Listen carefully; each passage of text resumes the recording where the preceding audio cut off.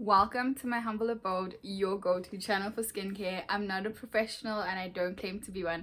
I am just a girl who is crazy over skincare. So in today's video, we are going to discuss the scoop on Portia M. This is an affordable, easily accessible brand. If you step into this game or clicks, the cleansers are like 50 rand, the toners don't go more than 60 rand, and the creams are about 80 bucks. If it was a day one, then you know that when I find a skincare brand, there are three products that I look for. I look for a cleanser, I look for a toner, and I look for a moisturizer, keeping the skincare routine absolutely simple. And the requirements are very simple. The cleanser needs to clean my skin really well and not strip my skin and leave it feeling dehydrated. The toner needs to hydrate my skin and give me some, goodness in there. It should not be full of alcohol that's going to dry my skin. And thirdly, the cream, it should be occlusive or give me that seal-like feeling, because I just want to lock in all that yumminess from the toner. So for Portia M, I found this Marula face wash, and as you can see, it is sulfate free. The other face washes had sodium lauryl sulfate in it, and if you is a day one, the girl has dry skin, and sodium lauryl sulfate does not work well with my type of skin. So if I see it in a cleanser, I just put it back immediately because I know that it is going to dry my skin out. If you have oily skin, sodium lauryl sulfate might just work perfectly for you. So this cleanser didn't have any sodium lauryl sulfate like the other cleansers, so that's why I opted for it. As you can see, the packaging is super duper simple. Really just a container with a sticker on it. Really, those things don't matter to me. Even write it with your hand, as long as it does what I need it to do. I'm down for anything. So the ingredient list for the face wash is super simple, which is something that I appreciate because, I want you to just cleanse my skin. That's all that you need to do. Cleanse it and don't strip it. I don't need all of the fancy things. I mean, it is going to be washed off, so, you don't need to wow me with the cleanser. The surfactants in here, and I'm going to have to read some of them. Sodium lauryl methyl isethionate. This is a mild surfactant. Cocamidopropyl propylbutane, another mild surfactant and one of my favorite mild surfactants as a dry baby. Sodium methyl oleol taurate. I'll just put it down there so you know exactly what I'm talking about. But this is just basically a foam booster. Lauryl glucoside and cocoa glucoside, which are also very mild, gentle surfactants. And when I say surfactants, I mean the cleansing agent. Then there's glycerin in here, and I just love me some glycerin. Glycerin is a humectant. It's gonna bring some moisturization to the formula to balance out the cleansing agents. And then there's some texture enhancers, preservatives, and citric acid. Citric acid would reduce the pH, and your skin is slightly acidic, so you do need a lower pH at which your skin operates at an optimal level of 5.5. So 7 is neutral on the pH scale, so your skin operates at 5.5. So bringing in that citric acid is absolutely perfect because it's going to balance really well with your natural skin's pH. So from an experience point of view, unfortunately this formula was still drying.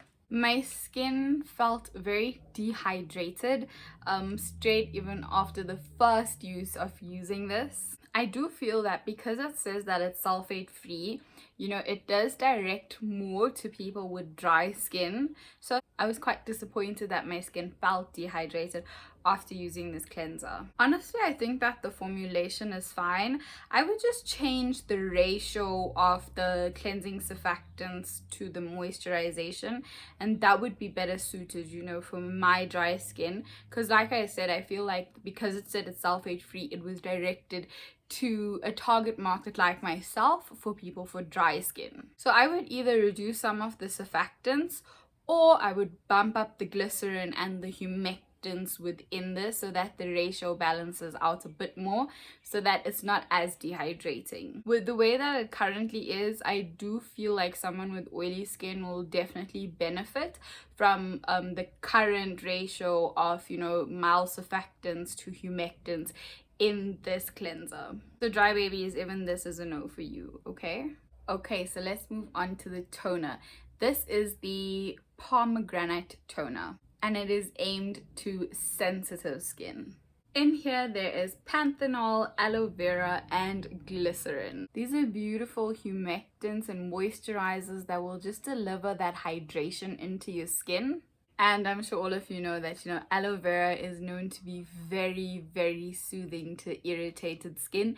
So if you have sensitive skin and that inflamed, angry, skin, then you can definitely expect the aloe vera in this toner to just calm and soothe your skin for sure. There's pomegranate seed oil in here, and this is your antioxidant. And on this channel we just love antioxidants in skincare because antioxidants help your skin fight against free radicals, and free radicals, they just come onto your skin to cause so much havoc, and having antioxidants in your skincare just helps fight against those free radicals. There is salicylic acid in here, and that is such a beautiful ingredient because it's an exfoliant, but it's an exfoliant that helps you fight against blackheads because it gets into your skin and it degreases your pores really, really well. I am not sure of the percentage of salicylic acid in here. Ideally you would like 2% in your skincare routine.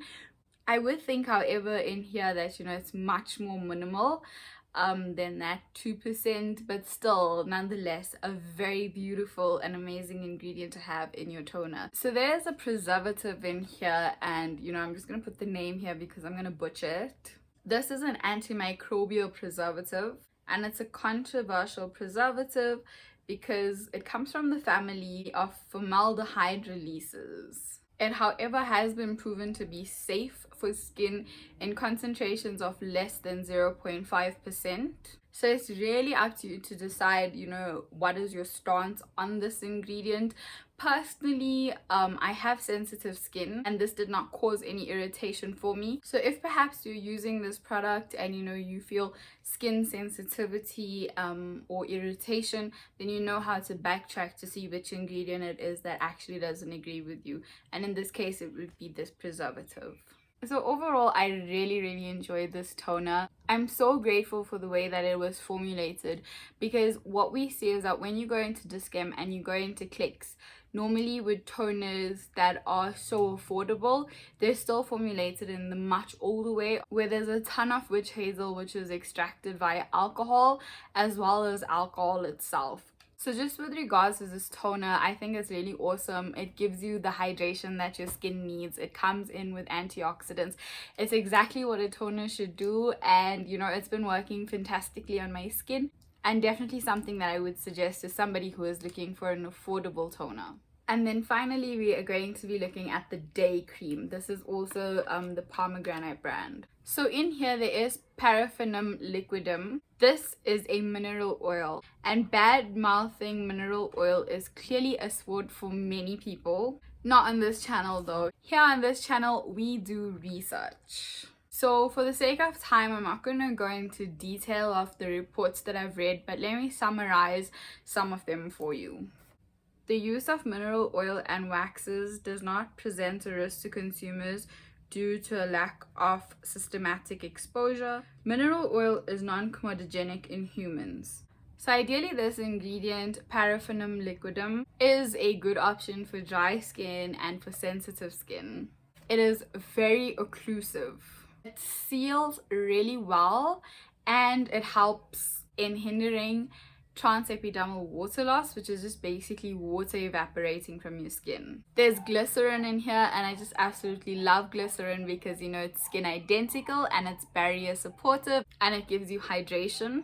My only concern here is that there's isopropyl myristate, and that ingredient is very comedogenic. So if you have skin that clogs really, really easily, I would definitely caution you against this ingredient.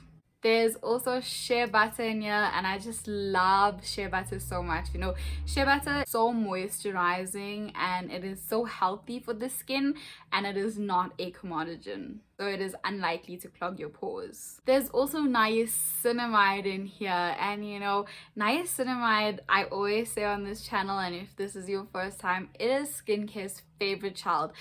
Niacinamide is so versatile and it works so well with so many different skin types. It helps regulate excess sebum, it helps give you even toned skin, and at a certain percentage it can even help, you know, with dealing with your hyperpigmentation and dark marks. Unfortunately, we don't know the percentage of niacinamide in here, but nonetheless it's such a beautiful ingredient to see in an affordable product. Once again, you're seeing the pomegranate seed oil. Obviously it is from the pomegranate range, and this is going to be giving you antioxidants, and like I said, we love antioxidants on this channel. There's also sunscreens in here. It is a hybrid of new and old generation, and the new generation sunscreen is Portia M, which is giving you a broad spectrum of sun protection, and by that I mean you're getting UVA and UVB protection. B protects you against the burning, so basically your skin discoloring, and A gives you protection, I just remember it as against aging. Honestly, from a formulation perspective, I am so impressed with this cream, and from an experience perspective, looks like cottage cheese. But it is incredibly occlusive. There's no fragrance in here, which I know is like important to some of you. I like fragrance, but I guess, you know, Portia M is smart because she's targeting a wider range of people. This just outright smells like cream.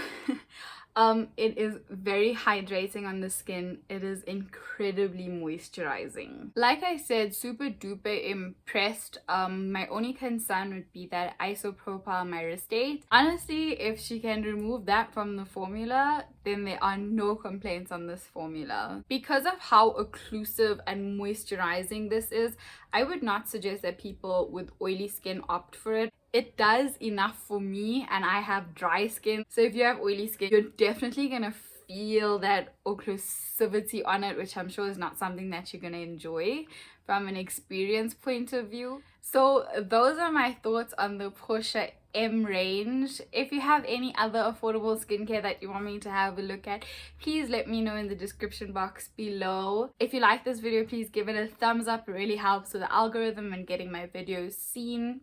If you've gotten this far, then you might as well subscribe to my channel and hit the notification bell so you don't miss out on my next video if you like this type of content. As always, it is such a fabulous time with you. I hope that wherever you are well and you are making good decisions, and I can't wait to see you again.